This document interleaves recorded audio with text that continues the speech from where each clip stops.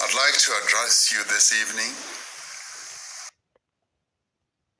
on the visits that we are going to have in relation to BRICS this week, but more particularly on South Africa's foreign policy in the light of our country being the host of the 15th BRICS Summit. I would also like to get us to understand and appreciate the significance of this gathering for our country and for the African continent.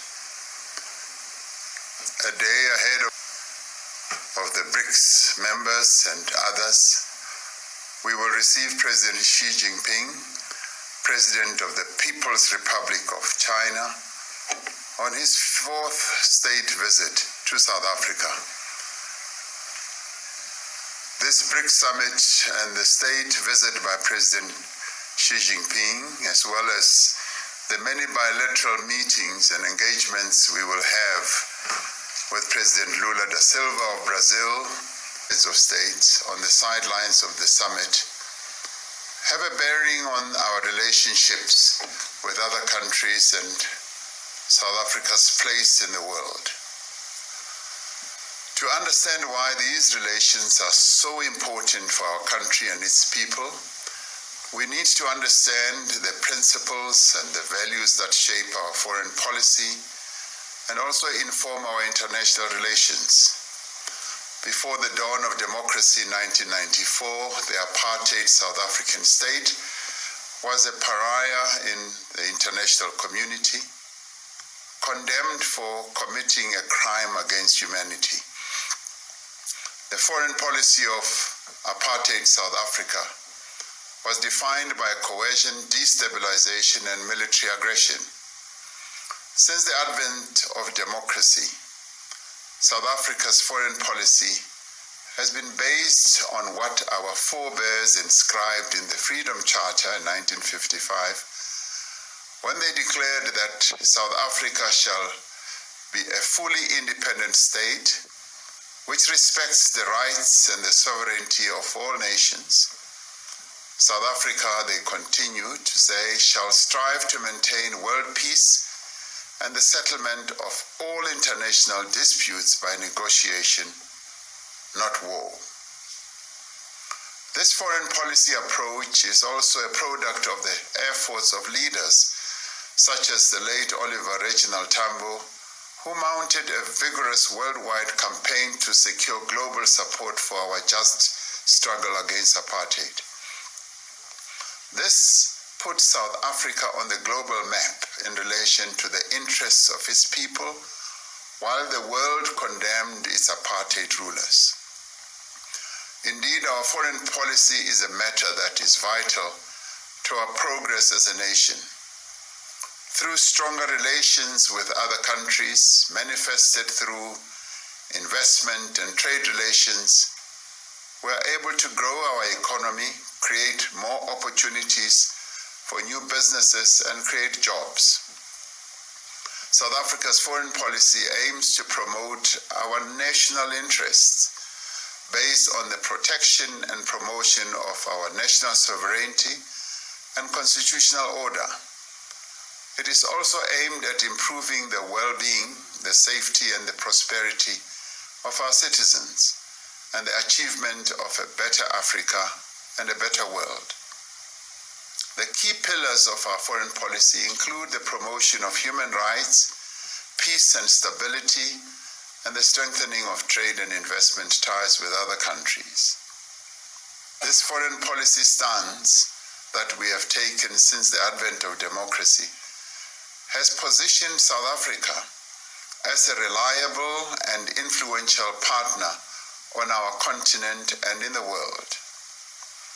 This has enabled our country to have friendly and valuable relations with countries around the world at political, diplomatic, trade, investment, sporting, social, and many other levels.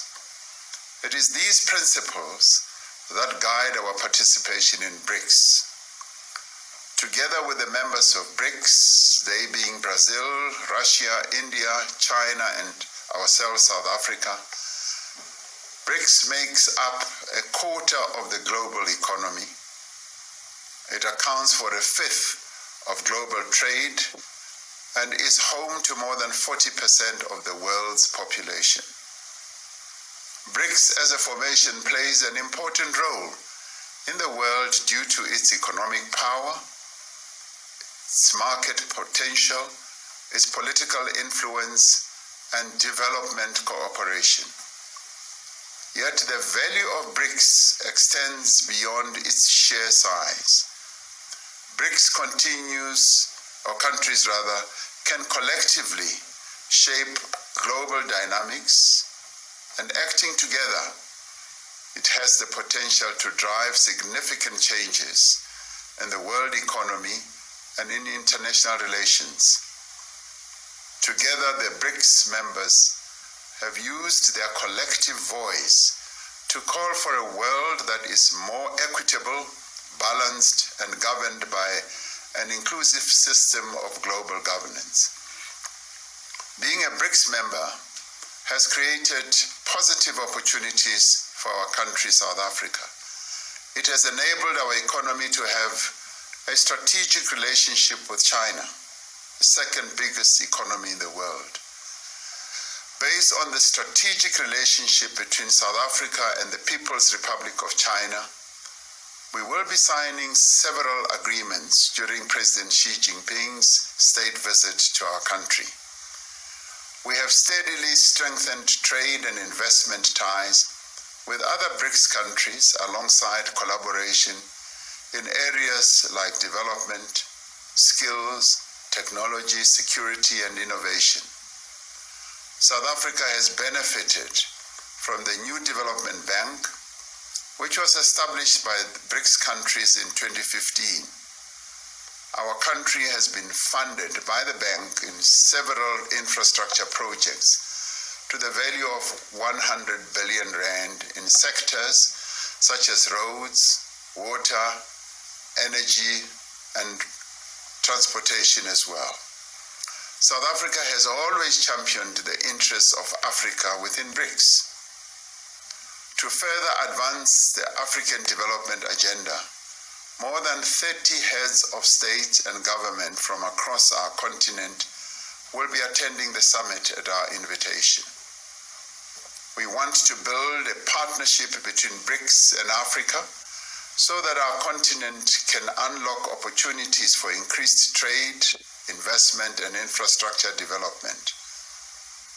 There are great opportunities for other BRICS countries to participate in the African Continental Free Trade Area by locating production and services in various countries on our continent, including our own, by partnering with local companies and local entrepreneurs. The 15th BRICS Summit will discuss a number of issues, including the important issue of the possible expansion of the membership of BRICS. More than 20 countries from around the world have formally applied to join BRICS, and several others have expressed an interest in becoming part of the BRICS family. South Africa supports the expansion of the membership of BRICS.